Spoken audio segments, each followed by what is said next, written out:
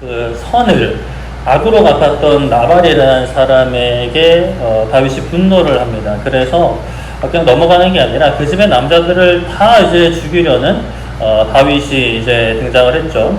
그 다윗을 막은 아비가일이 집으로 돌아가 보니까, 나발의 집으로 돌아가 보니까 나발이 왕처럼 잔치를 열고 잔뜩 취해 있었습니다.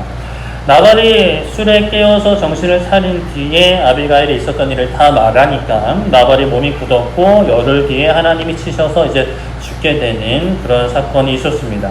이 소식을 듣게 된 다윗은 이제 자신에게 행한 그 악을 갚아주신 하나님께 감사를 드리고 아비가일에게 사람을 보냈죠. 어떤 사람을 보냈죠? 무엇을 하려고? 초대를 하죠. 무엇으로 초대를 했죠? 무엇으로 초대를 했죠? 아내로, 신부로 초대를 했잖아요. 그죠? 아내인데 이제 쑥스러워서 답을 못 하시는 거죠. 그쵸? 그렇게 이제 아내로 이제 맞이하고자 불렀어요. 근데 그냥 아내로 맞이하는 게 아니라 다윗은 지금은 도망자지만 왕이 될 사람입니다. 그러니까 왕의 신부로 이제 초대를 한 거예요. 다윗이 아비가일을 왕의 보호 아래 두고자 하고자 하는 거죠. 왕의 아내가 되는 영광을 주는 겁니다. 나와 함께 고생 좀 하자라고 부르는 게 아니었어요. 아비가일은 어리석은 남편 나발에게서 해방되었고 왕이 될 사람의 아내가 됩니다. 그리스도인이 된다라는 것은 이렇게 예수님의 신부가 되는 것인데, 우리가 이전에는 이제 예수님을 믿기 전에는 세상의 신부였죠. 죄의 신부였습니다. 사망의 신부였습니다. 세상의 신부여도 세상의 풍요로움을 누릴 수는 있었습니다. 그러나 그 부유함, 그 안락함은 진짜 한순간에 무너질 수 있는 위험한 것이죠. 세상의 부귀영화 한순간에 무너질 수 있습니다.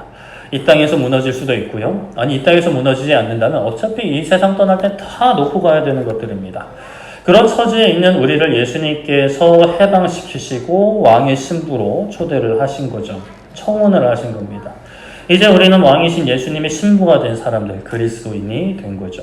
예수님의 보호하심을 받으면서, 예수님의 사랑을 받으면서, 우리도 예수님을 사랑하면서 예수님을 섬기며 사는 인생이 된 겁니다.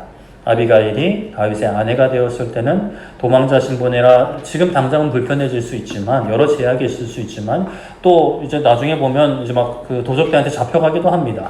그러나 그러한 모든 과정을 거쳐서 결국에는 이제 왕의 신부가 된다라는 것.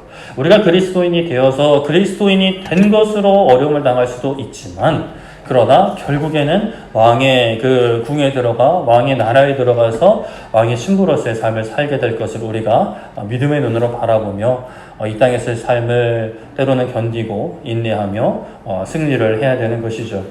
어떻게 지난 한 주가 좀 그 왕의 신부답게 좀 어떻게 어깨 좀 피고 사셨는지, 아니면 그냥 어떻게 그 무수리처럼 사셨는지 좀 돌아보는 시간이 있었으면 좋겠습니다.